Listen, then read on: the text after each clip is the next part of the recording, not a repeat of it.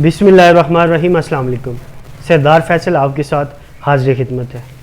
आज का ये व्लॉग शेख रशीद के नाम।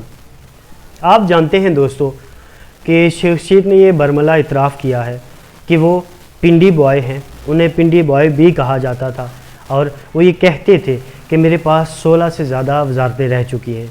16 दफ़ा आप कह सकते हैं कि वो मिनिस्टर रहे, और वो मुख्तलिफ दौर के अंदर। जावेद चौधरी साहब ने एक बड़ी अहम स्टोरी दी है। गुज़श्ता दिनों शेख रशीद साहब की गिरफ़्तारी अमल में लाई गई थी।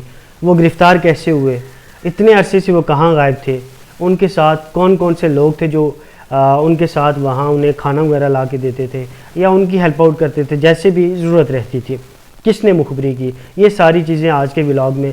क्योंकि ये स्टोरी जो व्लॉग के अंदर जावेद चौधरी साहब जो पाकिस्तानी सहाफ़त का एक बहुत बड़ा नाम है, उनने ये ब्रेक किया, तो उनका ये क्रेडिट है, इसलिए वजह से मैं उनका नाम ले रहा हूँ जी। ये सहाफ़त का उसूल है कि जिसके क्रेडिट हो, जिस खबर का, उसका नाम लेना चाहिए। अच्छा, आज मैं बात करूँगा कि स्टेट उनके बारे में क्या सोच रही है। आप जानते हैं कि 9 मई को एक वाक़या होता है, PTI की तरफ से 9 मई के वाक़या एक सरज़द होता है जिसमें मुख्तलिफ जो मकामात हैं उन पर हमले किए जाते हैं, बहुत सी चीज़ें, मैं उस चीज़ में नहीं जाता।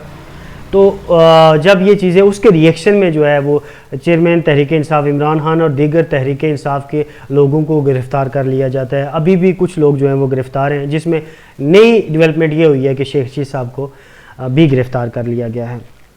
आप जानते हैं कि गुज़श्ता कुछ अरसे से वो मंजर आम से गायब थे, सामने नहीं आते थे, वीडियो ज़रूर आती थी। अच्छा, वीडियो में वो क्या कहते थे वो भी थोड़ा मैं आपके साथ डिस्कस कर लेता हूँ। वो वीडियो में लोगों से ये कहते हुए नज़र आते थे कि इनकलाब के लिए तैयार हो जाएं, बाहर निकलें, एहतजाज करें, ज़्यादती हो रही है, जुल्म हो रहा है। अच्छा, जावेद चौधरी साहब ये भी कहते हैं कि कुछ दोस्तों के ज़रिए मुझ तक भी ये पैगाम पहुँचाया गया, और मुख्तलिफ दोस्तों तक ये पैगाम पहुँचा कि वो पाकिस्तान में नहीं है, किसी और जगह पे मौजूद हैं। और उन्होंने साथ ये भी कहा कि जी वो बिल्कुल खुशबाश हैं, आराम से रह रहे हैं, खा रहे हैं और पी रहे हैं। जावेद चौधरी साहब कहते हैं कि मुझे भी ये यकीन हो चला था कि वो पाकिस्तान में नहीं हैं, क्योंकि अगर वो पाकिस्तान में होते तो उन्हें गिरफ़्तार कर लिया जाता, क्योंकि दीगर लोग जो पाकिस्तान तहरीक इंसाफ के थे वो जहाँ भी थे वहाँ से उन्हें गिरफ़्तार कर लिया गया था। शेख रशीद साहब की अभी तक गिरफ़्तारी से बचने की वजह क्या थी, वो कैसे बच रहे थे? वो ये करते थे कि जी रात को वो सफ़र करते थे, और एक जगह से दूसरी जगह वो रात को ही सफ़र करते थे। दिन को वो किसी भी घर में वो जो है वो रुपोश हो जाते थे, छुप जाते थे, और जब उन्हें एक घर से दूसरी जगह जाना होता था तो वो रात के वक्त का तयन करते थे ताकि उस टाइम निकला जाए, क्योंकि रात को हो सकता है उन्हें ये लगता हो कि मेरे घर की या मेरी रैकी नहीं हो रही, ठिकाने वो रात को ही तब्दील करते थे। 2 लोग उनके साथ थे, एक शेख शाकिर साहब है। ये जो शेख शाकिर साहब है ये शेख राशिद के बड़े भाई हैं, और ये दूर के भतीजे लगते हैं शेख रशीद साहब के। ये आड़त का काम करते हैं, दिल के आर्जे में मुब्तला हैं, 50 साल से ऊपर इनकी उम्र है, और इनका पॉलिटिक्स से, सियासत से कोई तल्लुक नहीं है, ये नॉन पॉलिटिकल आदमी हैं। दूसरे उनके साथ जो आदमी उनके साथ आखिरी दम तक रहे, उनकी गिरफ़्तारी तक, वो शेख इमरान साहब थे जो उनके PA हैं। मुख्तलिफ वीडियोज़ जो सामने आती थी, आप देखते थे, शेख साहब का पैगाम आता था, वो वही जो है वो बनाते थे। अच्छा, इदारे जब भी शेख रशीद साहब को, क्योंकि इदारों के पास भी खबर रहती है, जब भी वो शेख रशीद साहब को पकड़ने के लिए जाते तो शेख रशीद साहब पहले से मंजर आम से गायब हो जाते, वो एक जगह से दूसरी जगह पे मुंतकिल हो जाते थे, दूसरी जगह चले जाते थे। इदारे छापा मारते, लेकिन शेख साहब वहाँ, उन्हें वो जगह खाली मिलती, शेख साहब वहाँ मौजूद नहीं होते। इसी दौरान शेख साहब को एक चीज़ महसूस हुई कि हालात ख़राब होते जा रहे हैं, ख़राब हो चुके हैं। उन्हें ये जो एक जगह से दूसरी जगह सफ़र वो कर रहे हैं उसे बंद कर देना चाहिए, और वीडियोज़ भी बनाना बंद कर देना चाहिए। अब असल स्टोरी की तरफ आते हैं। ये थोड़ा सा बैकग्राउंड मैंने आपको दिया, अब मैं असल स्टोरी की तरफ आता हूँ कि शेख साहब कहाँ थे, कहाँ से उन्हें गिरफ़्तार किया गया। बहरिया टाउन का फ़ेज़ 3, जावेद चौधरी साहब कहते हैं कि बहरिया टाउन के फ़ेज़ 3, बहरिया टाउन एक निजी सोसाइटी है, वहाँ फ़ेज़ 3 के एक घर में वो रिहाइश पजीर थे, और शेख राशिद के ये दोस्त का घर था। गाड़ी शेख साहब के पास थी जो अपनी उनकी ज़ाती इस्तेमाल की गाड़ी थी, और वो वहाँ जो है वो उसी घर के अंदर खड़ी थी। شیخ راشد صاحب، شیخ شاکر صاحب جو ہیں وہ 2 وقت کا کھانا شیخ رشید صاحب کے لیے لاتے تھے. کوک نہیں رکھ سکتے تھے کیونکہ انہیں یہ تھا کہ کہیں مخبری نہ ہو جائے، باہر کے کسی بندے پہ وہ ٹرسٹ نہیں کر سکتے تھے. ایک دفعہ کھانا ان کے لیے اسکیم 3 سے آتا تھا، ایک دفعہ کھانا ان کے لیے جو ہے وہ راولپنڈی سے کسی جگہ سے آتا تھا. گھر میں صفائی ستھرائی کا جو کام ہے وہ بھی بتایا جاتا ہے. جاوید چودھری صاحب کہتے ہیں کہ شیخ عمران صاحب کرتے تھے.